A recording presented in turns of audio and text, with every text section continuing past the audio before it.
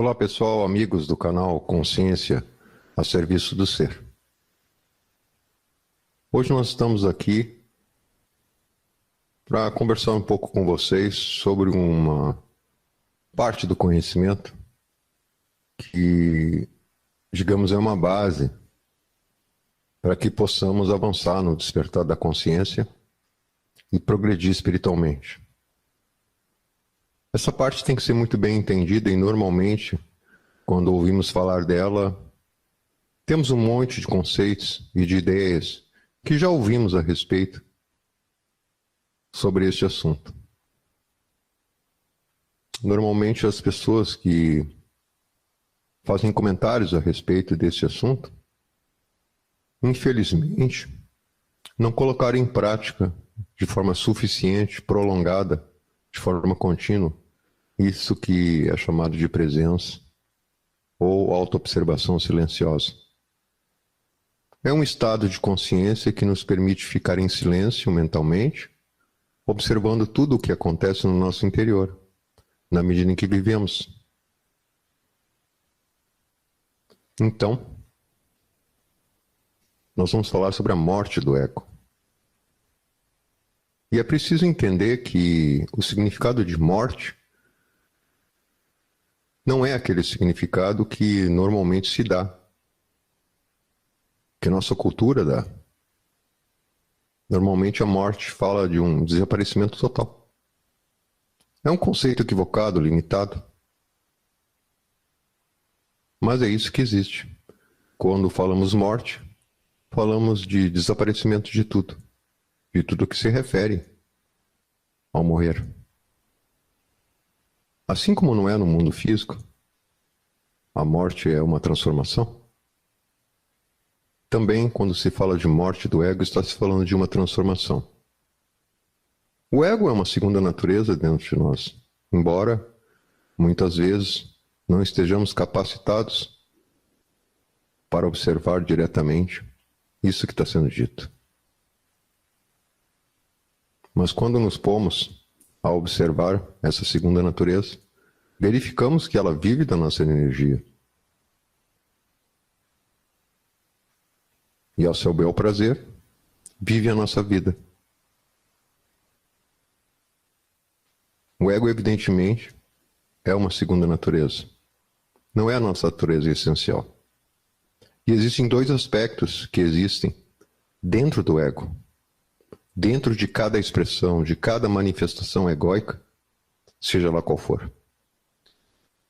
Existem dois aspectos que são como que fundidos. Um é a energia que possibilita a vida dessa manifestação, possibilita ela existir. E outra é a nossa consciência que se encontra enfrascada dentro dessa manifestação. Essa manifestação condicionada, automática, reativa, que evidentemente não provém do ser. Mas para alguém compreender isso, tem que observar em si mesmo, detalhadamente, aprender a fazer isso. E é isso que explicaremos nesse vídeo, especificadamente sobre a morte do ego.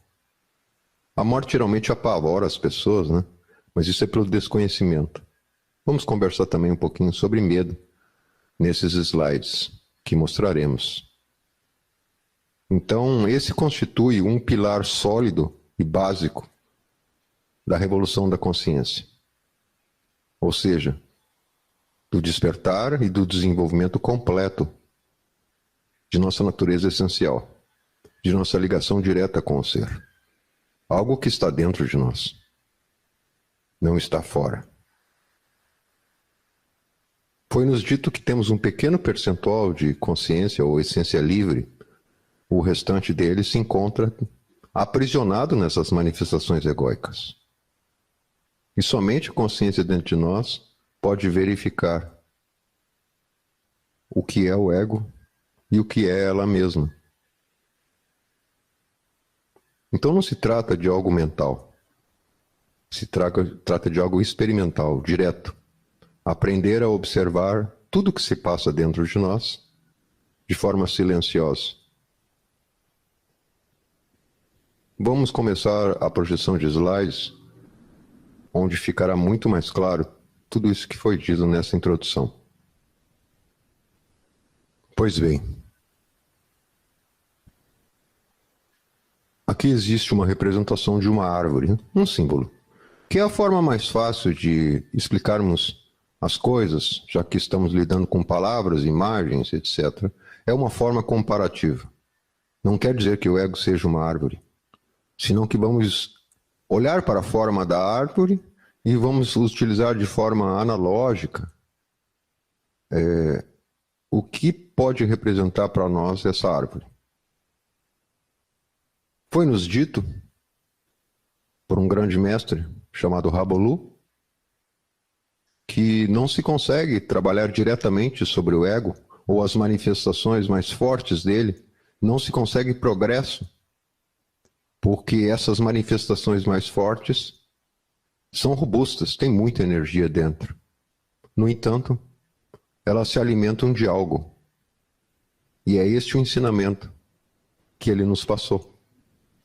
Ele se alimenta das pequenas expressões, dos detalhes. Na época em que o mestre Rabolu falava sobre isso, nós tínhamos entendimento de que então precisávamos vigiar e escolher entre os nossos pensamentos o que era ego e o que não era ego. E assim nos emaranhávamos com a mente. Passamos anos assim. Claro, obtivemos alguns progressos, mas não tínhamos entendido o significado mais profundo das palavras do mestre em relação aos detalhes. Mais tarde no tempo, nos damos conta de que essas manifestações egóicas, que nós chamamos de detalhes, pequenas expressões, elas se manifestam o dia inteiro e normalmente não têm aparência negativa. Ou se tem, não percebemos. Então continuamos a tagarelar a língua mental, entregando nossa energia a cada segundo, a cada momento, entregando a nossa consciência, se mesclando com nossa mente, os nossos sentimentos, e o ego lá, robusto. Embora desejaríamos alcançar estados de felicidade, de alegria, de harmonia, de equilíbrio, não reagir tão mecanicamente, mas era impossível. Porque era como se com uma mão nós dávamos e com a outra queríamos tirar. Ou seja, não percebíamos que o ego tem milhares e milhares de manifestações, todas elas diferentes das outras. E quase o tempo todo ele vive da nossa energia. Então, para se tornar didático, nós fizemos esses slides que mostra, de um lado, os detalhes. O que são os detalhes do ego? Aonde devemos trabalhar? São os pensamentos, os sentimentos, as palavras, os nossos movimentos corpóreos, de rosto, etc.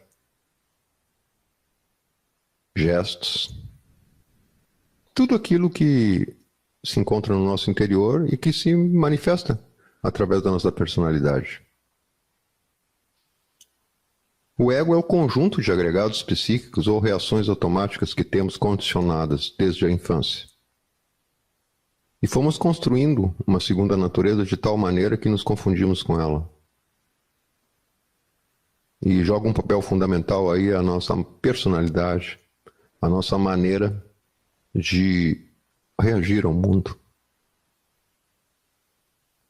Algo como se desejássemos mostrar algumas facetas do que somos ao mundo. Mas essa personalidade foi domesticada. E nisso o desenvolvimento egóico dentro dela foi espantoso. Então, como faremos esse trabalho? Tudo começa com a capacidade de autoobservação silenciosa. Não devemos comentar ou dizer nada do tipo, este é um defeito, este é o ego, esse eu tenho que matar, esse eu tenho que morrer. Não, esse não é ego, isso é minha consciência. Não, não, não. É como dialogar com um bêbado, né? Não devemos fazer isso. Porque assim o ego continua existindo, como diz Eckhart. Ele entrou pela porta dos fundos e continua dentro da casa. Nesse outro slide, para facilitar o entendimento, todas as antigas religiões e filosofias nos falavam de 7 forças negativas. Os cristãos falam de 7 pecados capitais. Hoje sabemos que pecado significa errar o alvo, ou seja, são 7 formas de nos distanciar do ser, distanciar quem verdadeiramente nós somos. Eles são agrupamentos de eus ou memórias de um passado longínquo, que são alimentados pela domesticação recebida na nossa infância e adolescência. E essas memórias rodam continuadamente no nosso subconsciente e no nosso inconsciente, se manifestando dentro e fora de nós, criando uma multidão incrível de problemas para a nossa vida. Problemas que tentamos resolver da melhor forma possível, mas como? Tendo novamente reações mecânicas a eles. Então é preciso conhecer dentro de nós os 7 tipos. Eles se mesclam. Isso é uma forma didática de entendimento para que compreendamos que existem 7 formas. 7 pecados capitais, como se diz. 7 dragões, ou um dragão com 7 cabeças, que se divide em milhares de cabeças menores. O primeiro deles se chama luxúria. Muitas pessoas acham que luxúria tem a ver com luxo, poder, riqueza. Não, não, não. Luxúria é o desequilíbrio da energia sexual. É quando a energia sexual sai do centro sexual, sobe e vai em direção a outros centros. Sabemos que existe o centro intelectual, pensante, mente analítica. Existe o centro emocional, sede das nossas emoções. Existe o centro instintivo, que controla nossa digestão, nosso metabolismo, nossa temperatura e assim por diante. E também existe o centro motor, que nos ajuda a nos locomover, nos mexer, nos mover. E existe, por último, o centro sexual. Então a luxúria é a energia sexual de forma pervertida dentro de nós. Ao invés de nos lançar uma ponte em direção ao ser, é usada como alimento do ego, para reações mecânicas, automáticas, que normalmente conduzem ao sofrimento da espécie humana. Então a luxúria, alguns exemplos. Pensamentos verbais, palavras, ou imagens. Sentimento de apego a pessoas. Pessoas específicas, pessoas que consideramos especiais. Geralmente aquela que diz, eu te amo, nossa, você é maravilhosa. A luxúria dentro de nós pode escolher 1, 2, 3, 4, 5, 6, 10 pessoas para dizer isso. E todas elas se encontram em afinidade sexual, vibrando na mesma energia, ou não. Toda vez que usamos palavras de duplo sentido, aí está presente a luxúria. Também quando manifestamos ou percebemos coisas que não sabemos compreender com a consciência, imagens luxuriosas, palavras luxuriosas que ouvimos, de bate-pronto, sentimos vibrações no ventre inferior. Ou então nos órgãos sexuais, que começam a se excitar. O descontrole sexual também. Quando não aprendemos a manejar corretamente a energia sexual, ela se derrama por vários lugares, e aí nós adquirimos vícios e hábitos muito daninhos à nossa saúde, ao aspecto psicológico. Não conseguimos vivenciar a sexualidade como amor consciente. Todos esses vícios sexuais, isso nos escravizam, muitas vezes nos levam à impotência sexual, no caso do homem, ou à frigidez sexual da mulher. A energia sexual poderia nos manter vivos muito mais tempo do que vivemos. No entanto, como desperdiçamos ela muitas vezes durante o dia, ela vai se reduzindo. Até que ela chega num nível em que ela não é capaz de nutrir mais o corpo físico. E aí as células começam realmente a envelhecer. E não é raro surgirem doenças por falta de imunologia. Essa é a luxúria. O uso desequilibrado da energia sexual. Nunca é demais realçar que nossa cultura sofre de um esbanjamento de propaganda e de imagens que nos excitam sexualmente. E lógico, como não somos capazes de suportar essa pressão e transformá-la em algo superior em nós, no estado em que nos encontramos, a luxúria faz com que nasçam mais e mais manifestações de eus psicológicos, robustecendo os que já existem. Aí se inclui diversos comportamentos, mas aí vocês podem observar em si mesmos essas características e trabalhar sobre elas. O segundo tipo é o que denominamos ira ou ódio. Sempre pensamos assim, naquela fúria quando ficamos bravos com alguém. No entanto, os detalhes da ira têm muito a ver com a irritabilidade, com a impaciência, com a nossa violência em pensamentos contra nós mesmos. Ah, eu sou uma droga. Eu não presto mesmo nem para isso. Puxa, de novo errei. E aí pode até usar um palavrão. Ou então, em relação aos outros. Esse sujeito não presta. É um canalha. Toda essa violência, expressa ou não em palavras, mas que existe no pensamento, tem a ver com a ira ou com o ódio. Portanto, se alguém quer aprender a trabalhar com a ira, evidentemente não vai conseguir se conter diante de uma explosão de ira, porque ali todos os detalhes já alimentaram essa forma mais grosseira de ódio ou ira. Tem que começar a trabalhar nos detalhes, naquilo que enxerga em si mesmo toda vez que percebe um pensamento violento contra si mesmo ou contra os demais.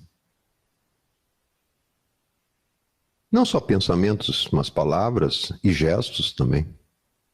Tudo isso vai abrindo um polimento. E para cada um desses defeitos psicológicos existe uma virtude. Quando trabalhamos sobre a irritabilidade, sobre a impaciência, sobre essa violência em pensamentos, palavras e gestos, vai se despregando consciência de dentro de cada uma das manifestações. Porque sim, cada manifestação egóica tem um percentual de consciência embutido, lacrado, fechado dentro. Tal como o gênio da lâmpada de Aladim. No momento que quebramos a manifestação, eliminamos essa capa, eliminamos essa casca que conduz à reação automática, libera-se energia e libera-se consciência, que são dois polos de uma mesma coisa. Essa consciência volta para nós livre e desperta. Bem vale a pena trabalhar sobre a irritabilidade e a impaciência. Muitos acontecimentos nós transformamos em base da tranquilidade, da mansidão, da quietude. Sem contar a capacidade que a consciência tem de encontrar soluções num determinado momento. Se ela não estiver presente, o ego jamais vai encontrar aquela solução. O que ele vai causar é mais conflito e mais consequências desastrosas na nossa vida. O terceiro tipo é a inveja. Normalmente se olha para a inveja quando se olha alguém que tem alguma coisa e nós começamos a invejar a pessoa por conta daquilo que ela tem ou daquilo que ela é. Mas existem outros aspectos da inveja, alguns detalhes que devemos observar, se existem ou não em nós. Todo comentário de julgamento sobre o pensamento ou a conduta ou a aparência de outras pessoas manifesta a inveja. E ela se expressa nisso que muitos de nós se acostumam a fazer e nem mais se dá conta, que é fofocar. E nós fofocamos até mesmo sobre pessoas que não conhecemos fisicamente, que só vemos nas mídias sociais, através do que a imprensa fala ou diz, ou de que alguém falou para nós. E assim, subimos naquele trem coletivo e continuamos a fofocar sobre esta ou aquela pessoa. Também quando a gente se sente diminuído por alguém, humilhado, nesse momento há uma parte de nós que inveja aquela pessoa. É lógico, não sabemos que nós mesmos entregamos o poder àquela pessoa para nos humilhar. E entramos no jogo que ela nos propôs, o jogo do veneno emocional. Mas quando nos sentimos diminuídos de alguém, por alguém, também existe uma ponta de inveja nossa, que faz a gente invejar o poder que essa pessoa tem, essa autoridade que essa pessoa tem sobre nós, sem saber que essa autoridade é dada por nós mesmos. Tamanha inconsciência. Quando a gente se compara com outra pessoa, e seja qual for o resultado da comparação, também existe inveja. É uma manifestação de inveja dentro de nós. E claro, muitas vezes encontramos alguém para bode expiatório. Ele é o culpado.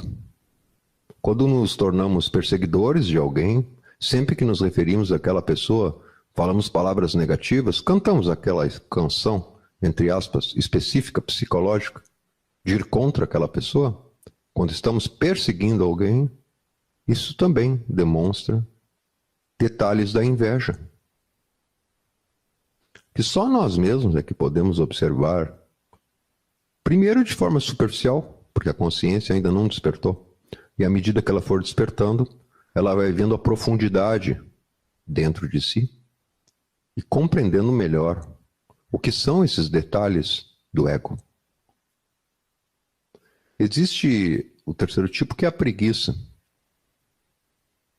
A preguiça se manifesta naquilo chamado de procrastinação, né? Deixar sempre as coisas para fazer depois. Isso me lembra aquele cartaz em bares, botequins, mercearias, fiado só amanhã. Porque o dono do bar sabe que o amanhã nunca chega, só existe o presente. E a preguiça é assim, deixa para fazer amanhã. E para que isso continue a existir, existem detalhes da preguiça que tornam o corpo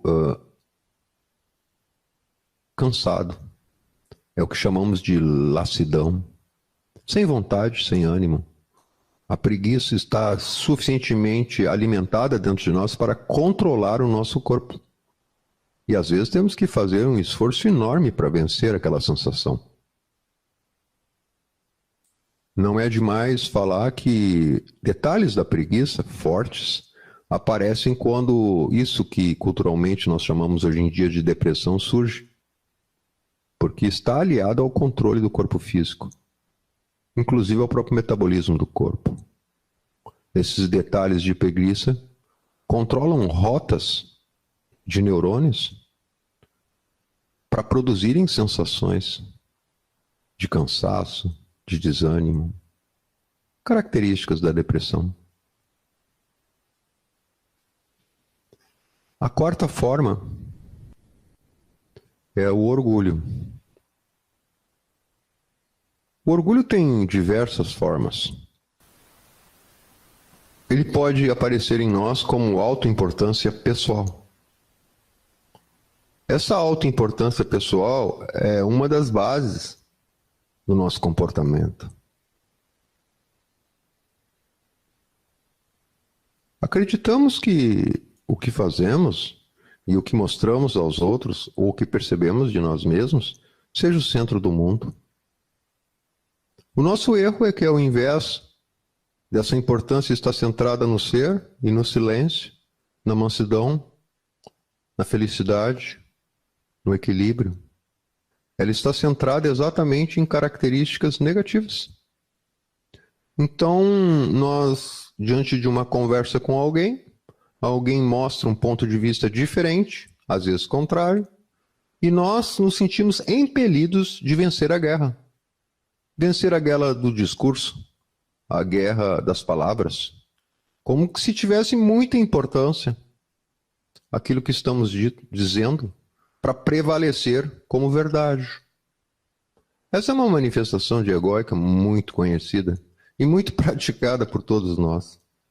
Muitas vezes somos incapazes de ouvir uma opinião contrária e ficar em silêncio, permitindo que a outra pessoa expresse sua ideia. Isso é devido à autoimportância. A autoimportância também produz aquelas espécies de resmungos que dizemos para nós e muitas vezes para os outros. Essa minha vida é horrível. Eu queria sair disso. Fulano de tal é assim, fulano de tal é assado. Ele não devia fazer isso comigo. Isso tudo são detalhes da autoimportância, pessoal. Porque ela produz um falatório na mente que nos cega. E não vemos as coisas como elas são. Inclusive as soluções de tal ou qual situação que nos vemos metidos no dia a dia. Outro aspecto da autoimportância é a preocupação extremada com a aparência. Para disfarçar coisas que vemos como ruins em nós.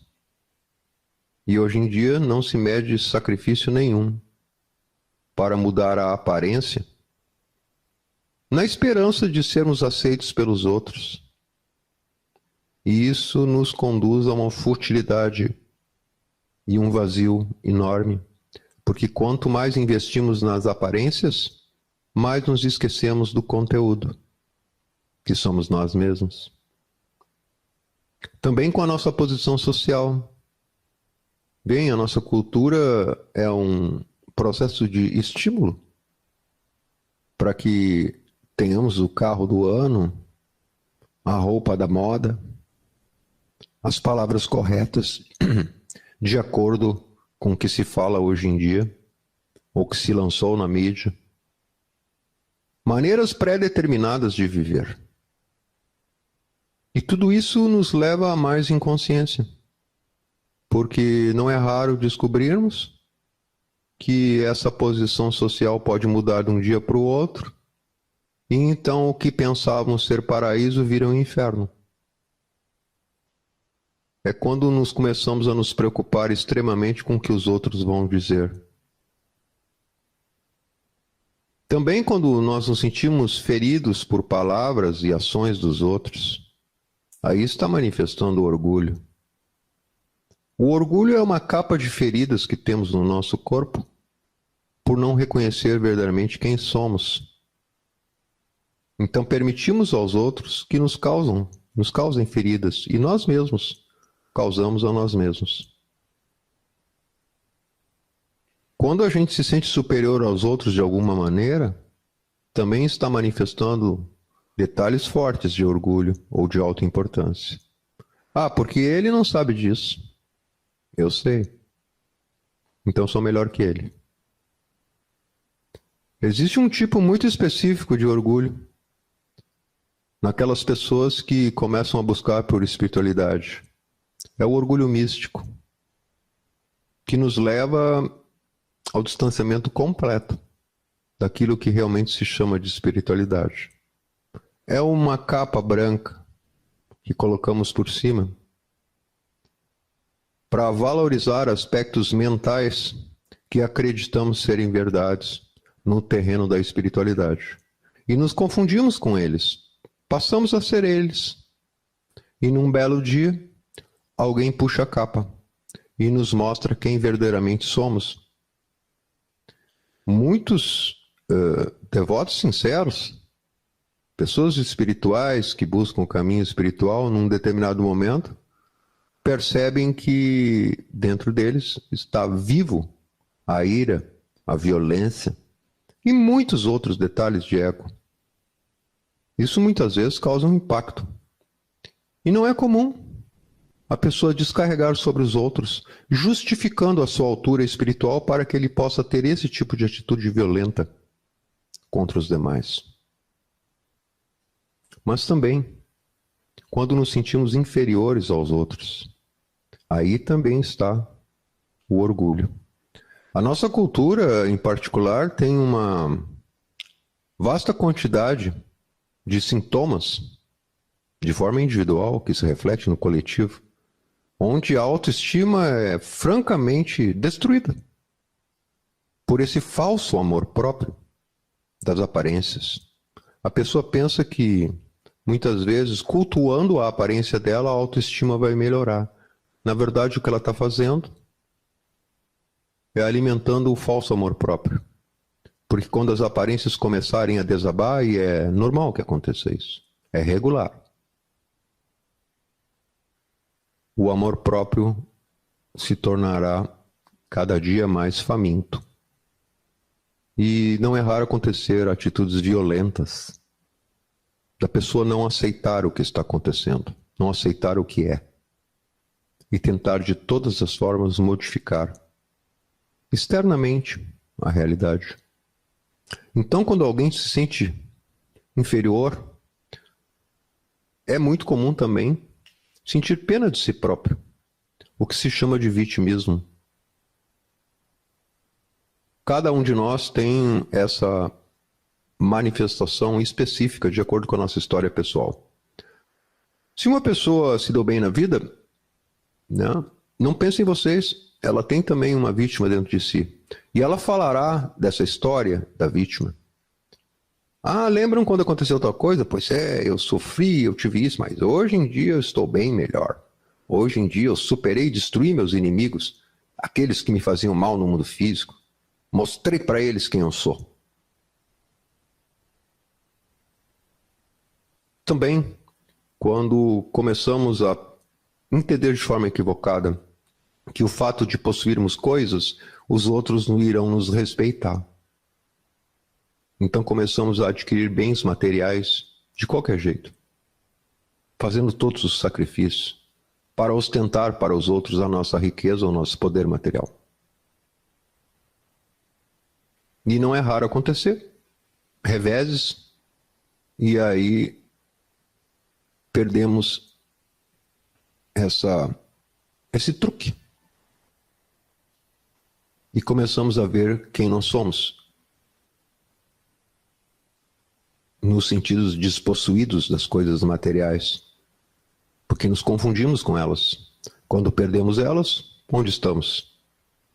Como não fomos ensinados a descobrir nós mesmos diante dessa bagunça, é lógico que haverá trevas, escuridão, sofrimento, dor, padecimento, graças ao fato de alimentarmos o falso amor próprio. São diversas faces ou diversas manifestações do orgulho em nós. Há também a cobiça, um tipo específico de manifestação egóica. É quando a gente deseja algo ou alguém para satisfazer um desejo de se engrandecer perante os outros ou perante si mesmo. É assustador pensar nisso, mas existem pessoas que se casam com outras pelo simples fato de que se sentem engrandecidas para mostrar aos outros o seu parceiro, seu companheiro, a sua esposa ou seu esposo. Também desejamos, por exemplo, muitas vezes, um carro, uma roupa, ou seja o que for, materialmente falando, não é apenas para usar aquele objeto, mas para mostrar quem nós achamos que somos. E quanto mais caros os objetos e mais requintados, nós associamos que somos melhores, porque podemos pagar por aquilo. Então a cobiça, ela se expressa dessa maneira.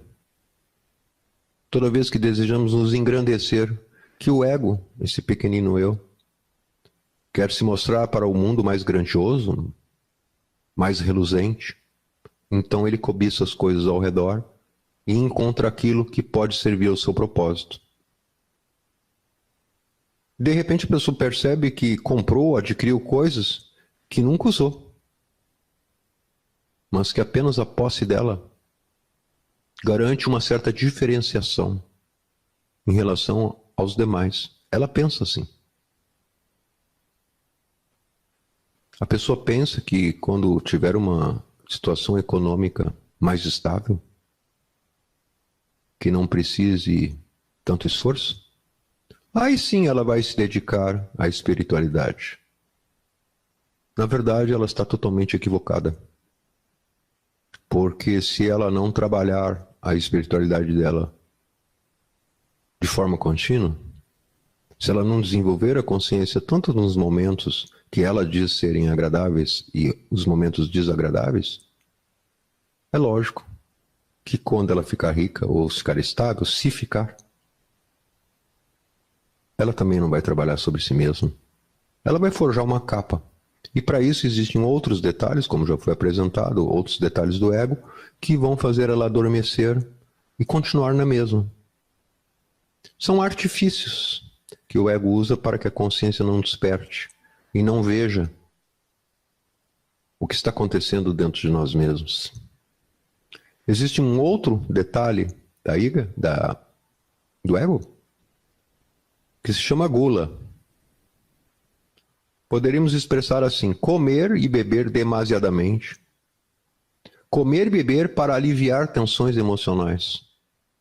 Existe um aspecto da gula que está diretamente ligado à dependência alcoólica e a sobrepeso. A pessoa desenvolveu um hábito de comer ou beber, pensando que assim se tornará mais calma, mais tranquila. A gula sempre está muito associada à ansiedade. E normalmente é a ansiedade que faz a pessoa comer ou beber. É claro que quando uma pessoa come demasiado, as energias do corpo dela vão responder àquela quantidade de alimentos. Então, parte do sistema nervoso vai estar literalmente embriagado, consumindo e metabolizando aquela quantidade enorme de comida. E não vai conseguir fazer isso. Então ele vai guardar reservas e a pessoa vai engordar muito. Assim também a questão do álcool, né? O álcool é um ansiolítico. Ele, durante algum momento do uso, ele reduz a quantidade de sinapses relacionadas à ansiedade. Suprimindo essas sinapses cerebrais, ele causa dependência e tolerância. Então é muito comum a pessoa começa a beber um copo e no decorrer de anos termina consumindo litros por dia. Isso também faz parte desse detalhe da gula.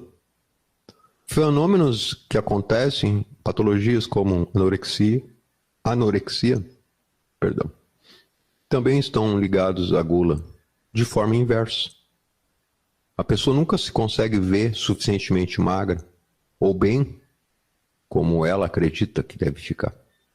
Então ela para de comer e associa a alimentação a não ser aceita pelos demais. Na verdade, a pessoa está tendo uma alucinação sobre si mesma. E isso é, literalmente falando, uma realidade. Porque ao se olhar no espelho, ela sempre se acha gorda, embora ela esteja muitíssimo abaixo do peso recomendável para a saúde. São manifestações da gula de diferentes tipos. Também temos a última, que engloba essa quantidade enorme de detalhes do ego, que é a avareza. A avareza, claro, se manifesta quando a gente não reparte o que se possui em demasiado, ou sobrando, ou até mesmo não sobrando. É algo assim que nos impulsiona para guardar para si o que pode ser compartilhado com alguém, sem realmente nos fazer falta alguma.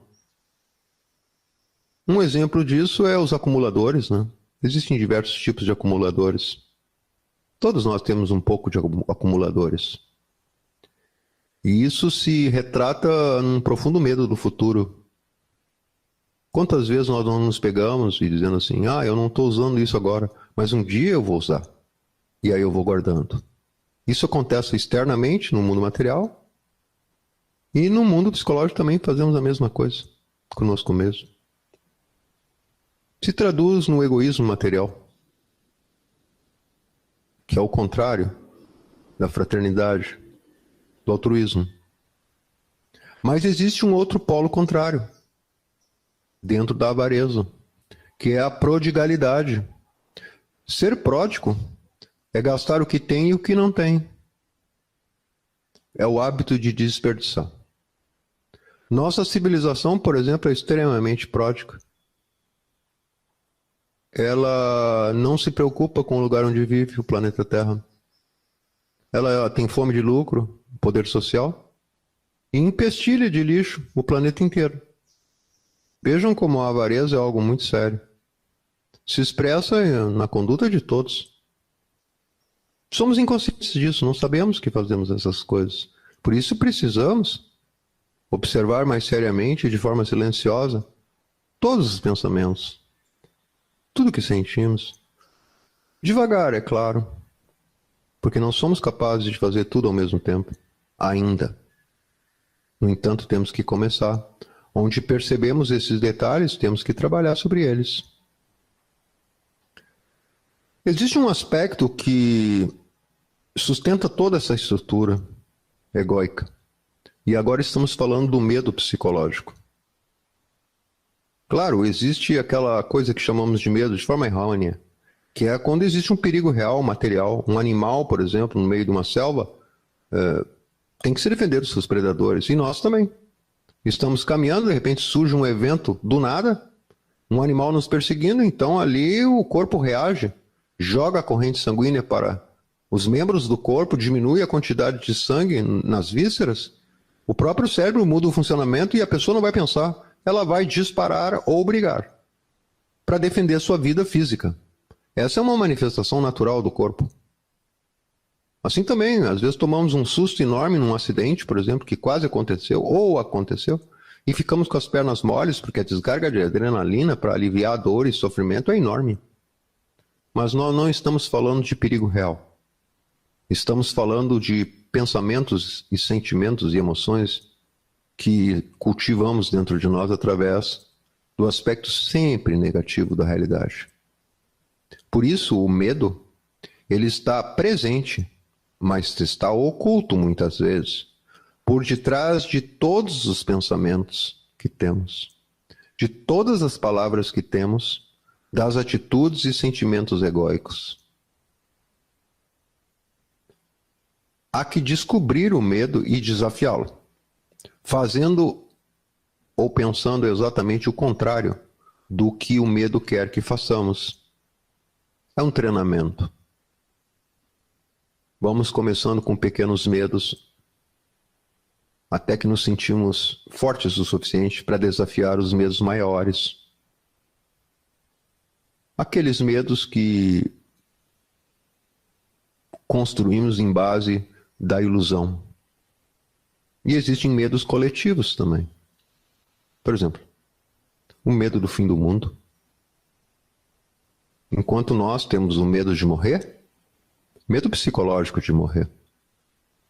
Não o medo propriamente que alguém vem nos assaltar, nos aponta uma arma e somos obrigados a reagir naquele momento, ou sair correndo, ou fazer alguma coisa, ou ficar lívidos. Não se trata desse medo. Se trata do medo psicológico que percute diariamente dentro da nossa mente. Porque o ego teme o desaparecimento. Ele não sabe que com a morte ele não vai desaparecer. Não tem consciência disso porque é o ego. E com a morte, o ego e a essência, a nossa consciência não desaparece. O que desaparece com a morte física é o corpo físico e o corpo vital. O restante continua em outra dimensão do espaço. Podemos verificar isso quando aprendemos a sair do nosso corpo em astral à noite, quando dormimos. É muito fácil de comprovar isso. Então a morte não é o final, mas mesmo assim o medo está presente. Porque é o ego que não quer desaparecer das nossas vidas. Então ele se une a múltiplos detalhes de outros tipos para poder se sentir seguro. Na verdade, o ego faz a nossa vida um inferno para se sentir seguro. E aí, quando estamos no inferno, literalmente falando, vivendo uma situação muito desagradável, muito ruim, a nossa consciência não está presente. E aí, quanto mais tempo passamos vivendo aquela experiência, sofrendo aquela experiência, mais alimento o ego ganha. Esse é o medo, que é uma ilusão, mas que existe dentro de nós. Então começaremos a falar do processo de transformação, de arrancar a consciência de dentro de cada manifestação, de cada detalhe.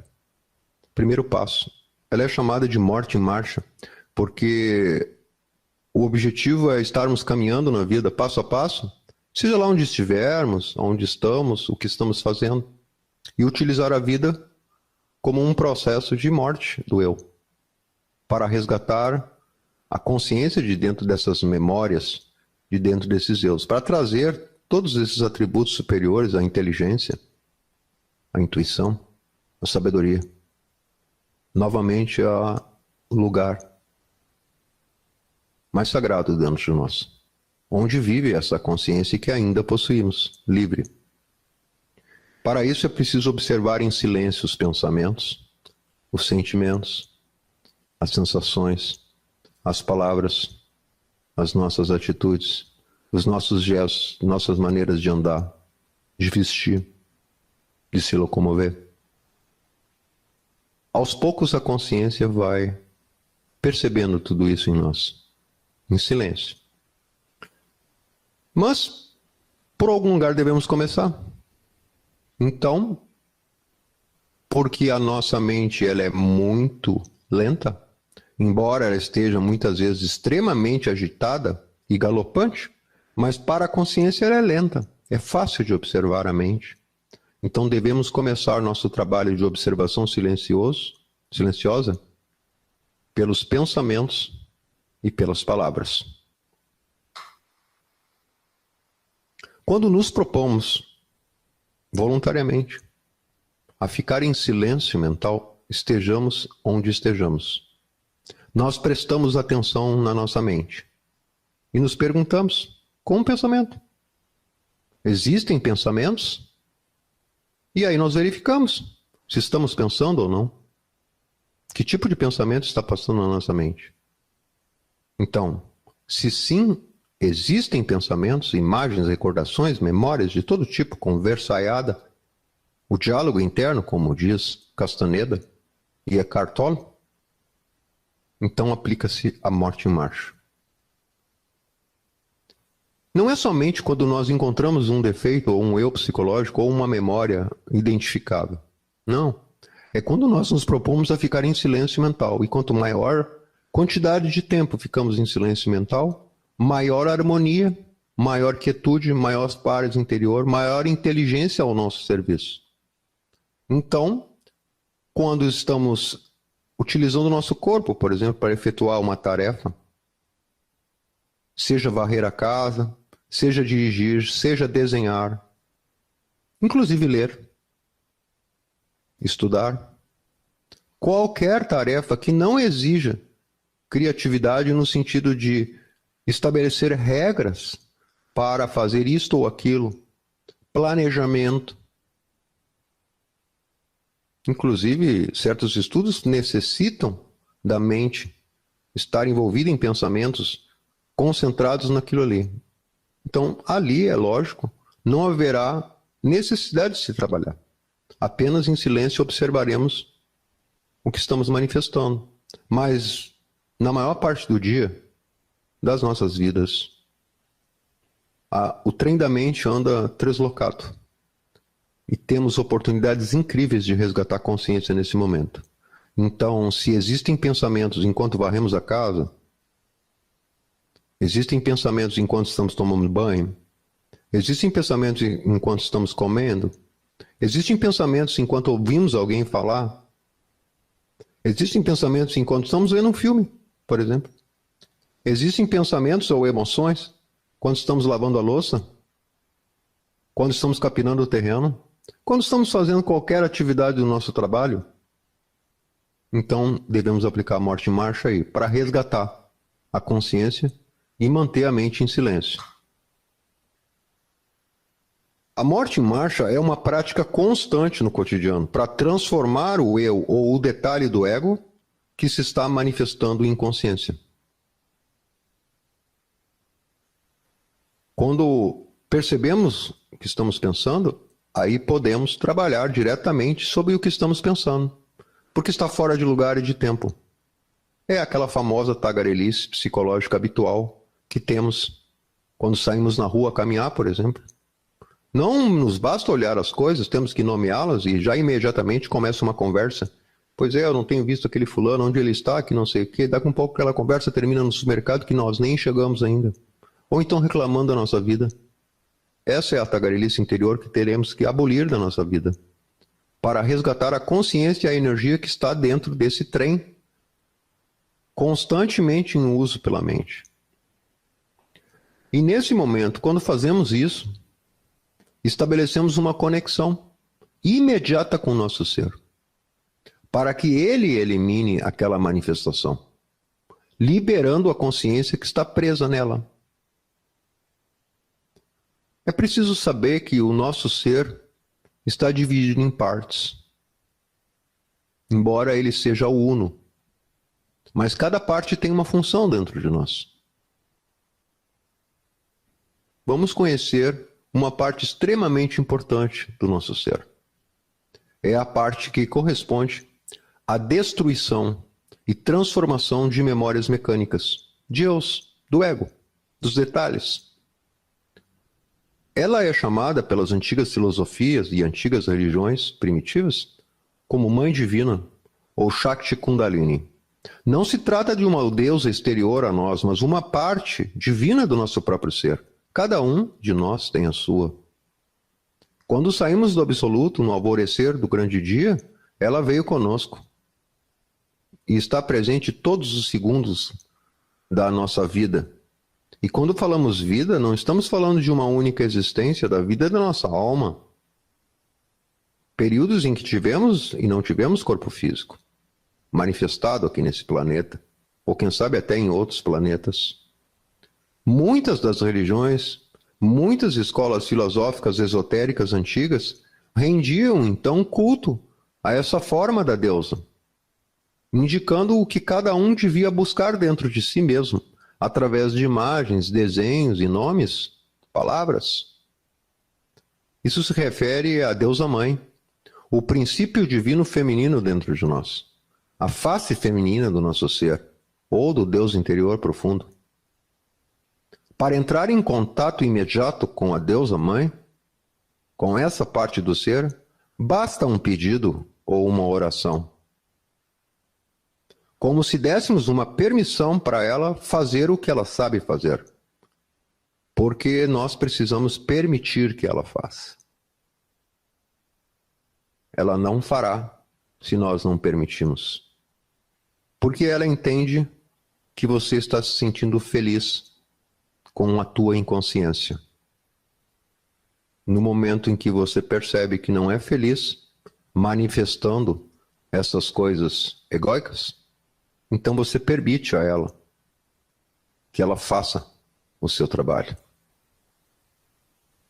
Aí existem diversas imagens que foram criadas pelos homens, ou que foram até observadas em dimensões superiores, simbolizando a deusa mãe, ou mãe divina. Entre os povos ocidentais e orientais abundam imagens de deusas maravilhosas que estão sempre à espera de que nós, seres humanos, entremos em contato e solicitemos a sua ajuda. Cada um de nós tem a sua no profundo do seu coração. Ah, mas como eu faço isso? Exemplos muito simples. Quando percebemos o pensamento mecânico, automático, a memória rodando no nosso interior, respiramos profundamente por 1 segundo, 2 segundos, e imediatamente expressamos o nosso pedido de forma simples e direta. Minha Mãe Divina, tire-me esse defeito, desintegra-o, transforma-o. Ou, as 4 frases do Ho Oponopono são extremamente eficientes, porque mantêm o contato permanente com a Deusa Mãe. Eu te amo, sinto muito, me perdoe, obrigado ou sou grato. Quando fazemos o Ho Oponopono de forma contínua, durante o dia, vai se apossando de nós uma quietude, uma serenidade, uma inteligência que é do ser. Porque cada expressão egóica que se manifesta, ao entrarmos em contato com essa força divina em nós, ela o transforma. Pode ser que algumas delas nós não percebamos a transformação, porque algumas delas estão relacionadas com outras. E às vezes é preciso aparecer para nós essas outras, para que possamos trabalhar de forma eficaz. É uma rede de memórias. E a divindade sabe como e o que fazer. Basta que entremos em contato com ela. Também podemos dizer, em alguns momentos a situação se torna tão difícil dentro de nós, assolado por pensamentos, a mente se torna galopante, altamente ansiosa, pensando no passado que aconteceu e projetando suas imaginações para o futuro, diante de agressões do mundo externo, etc., agressões psicológicas. Simplesmente vamos repetindo, limpa em mim, porque não dá tempo para falar mais. Ou então simplesmente, Mãe, elimina essa manifestação de mim e continuar pendente. E se a manifestação ocorrer de novo, pedimos de novo, de tal forma que ressoe na nossa mente apenas o pedido e mais nenhum pensamento. Quando esse pensamento for transformado, então suspendemos a oração e continuamos a nossa observação. Se vier outro pensamento que não tem a ver exatamente com a atividade física que estamos aqui naquele momento, com a nossa vontade, novamente executamos a petição. Então serão milhares de vezes por dia.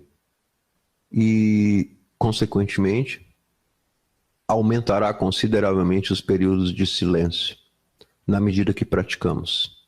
No início, pensamos que é uma tarefa impossível.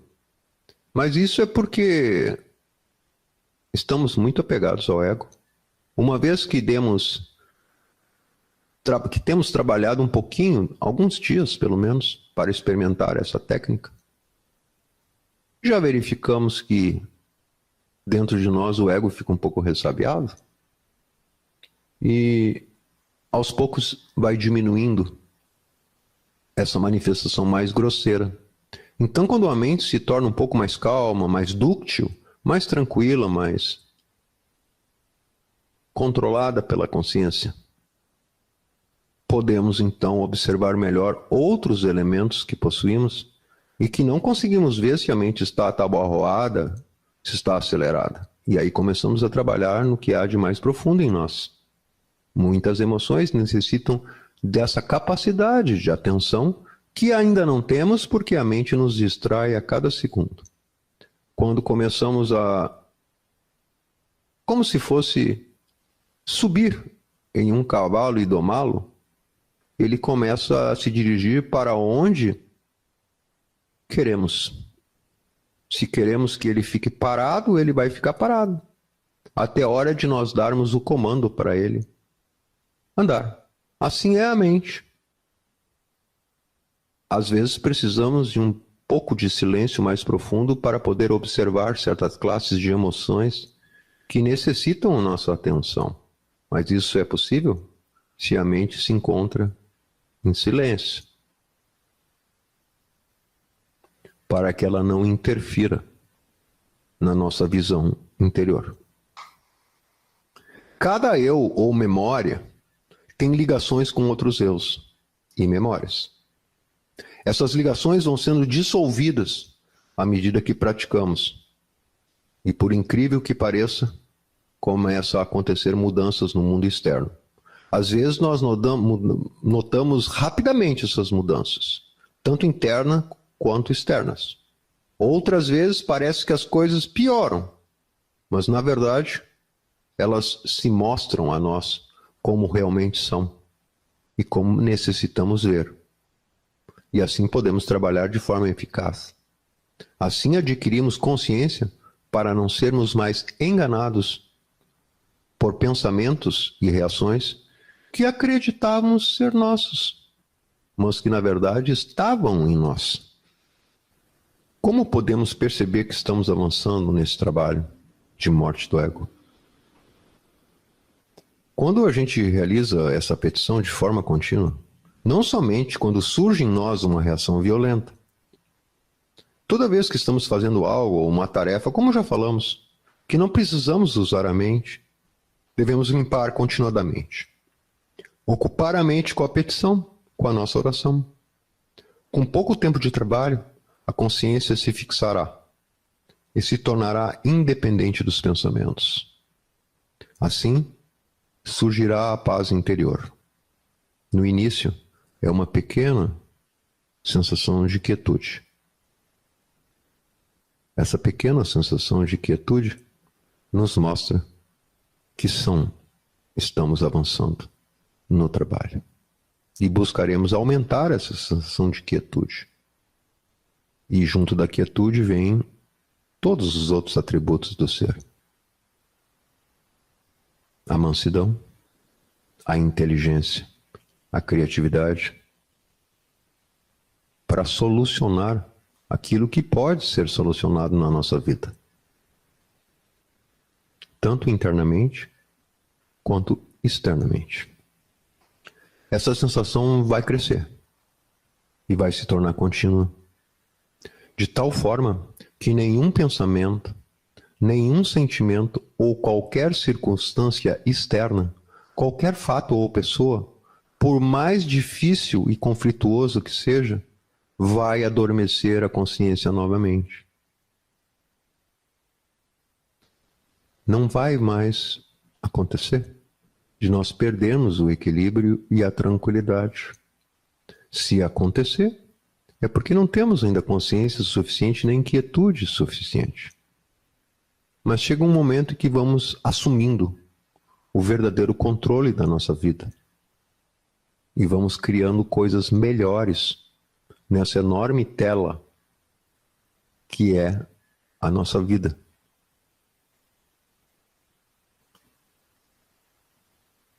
Todos nós falamos de paz, inclusive nessas horas em que o mundo inteiro parece estar em conflito. A verdade é que quem não morre psicologicamente não conhece a paz. Fala de coisas que não conhece. Por isso quer exigir dos outros a paz, enquanto em si mesmo ela não existe. Tem uma ilusão completa do que significa paz. Essa ilusão é alimentada pela nossa educação, pelo que os outros disseram para nós e pelo que nós lemos. A grande batalha da consciência contra a inconsciência, contra os eus ou memórias, não é uma guerra violenta de conflito e disputa por terreno e posses materiais. E muitas vezes nós somos iludidos a usar as mesmas armas do ego, tentar reprimir de forma violenta o ego. O que apenas conseguimos é mais manifestações egóicas se multiplicando dentro de nós. O ego usa todos os meios que conhece para vencer essa batalha. O ego é muito antigo, ele tem séculos e séculos. Existe toda classe de manifestação automática e mecânica dentro de nós, de energia divina pervertida, condicionada. Mas a consciência também tem sua arma. E a principal arma da consciência é o amor incondicional e consciente. O amor incondicional nos leva a aceitar a existência, por visualização, por observação direta, silenciosa, de toda essa quantidade enorme de coisas negativas dentro de nós. Mas aceitar não quer dizer concordar com elas. É apenas aceitar.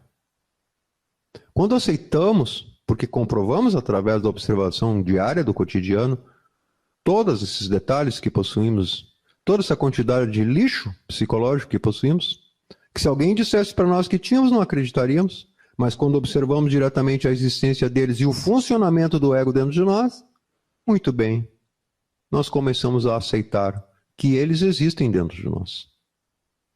Porque percebemos diretamente. Quando começamos a aceitar, começamos a compreender. E quando começamos a compreender, podemos transformar.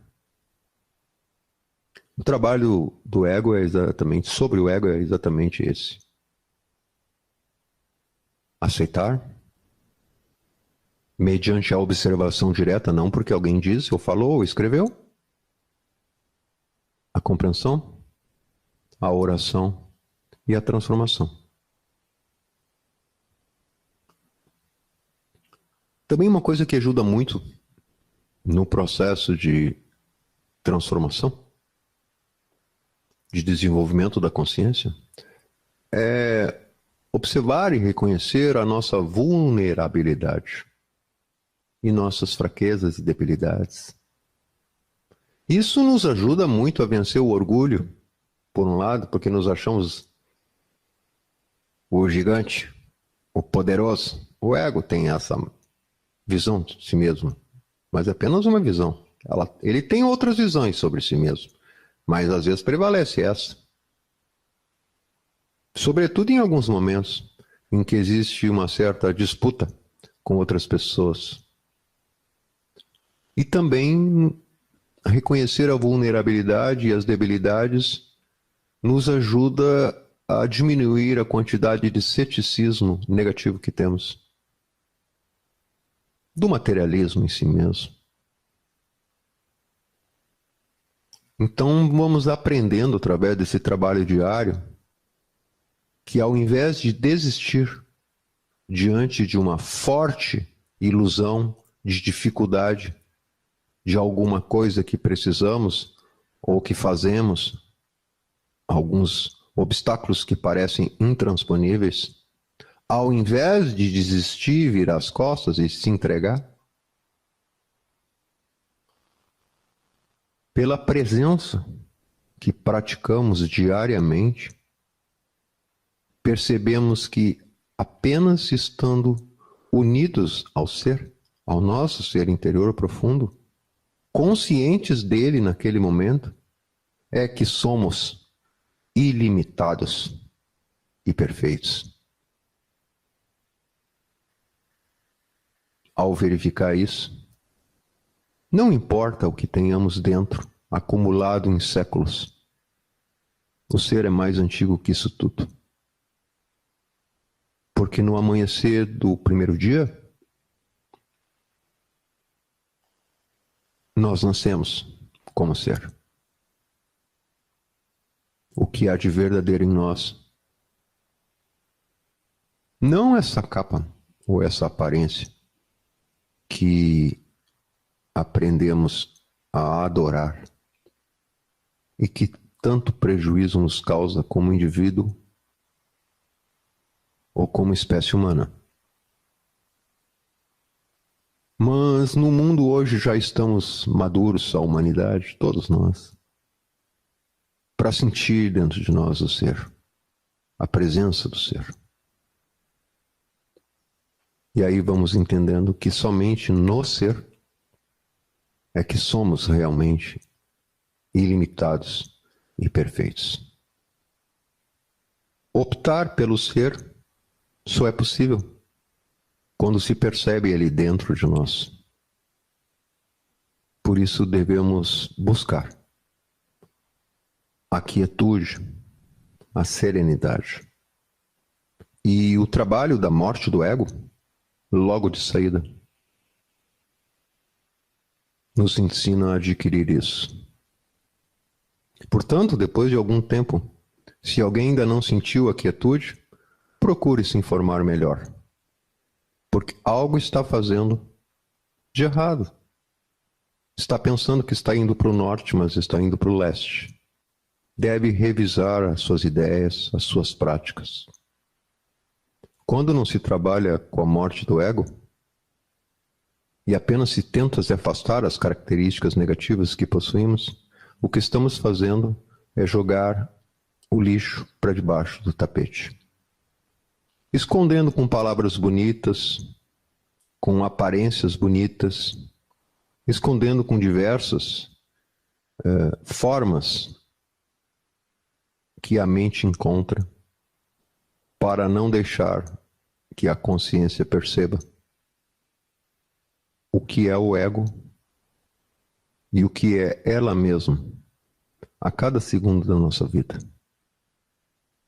Esse é o caminho que se vislumbra e esse é o caminho iniciático. Por aí percorreram todos os mestres. Sem a morte do ego, não podemos avançar espiritualmente falando.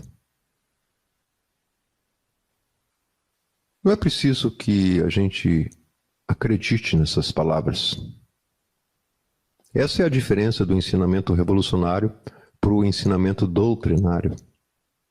Basta que usemos as chaves que estão acessíveis a todos nós, para que descubramos por nós mesmos a necessidade urgente que cada um de nós e toda a humanidade precisa realizar, sob pena de que os nossos piores pesadelos se realizem.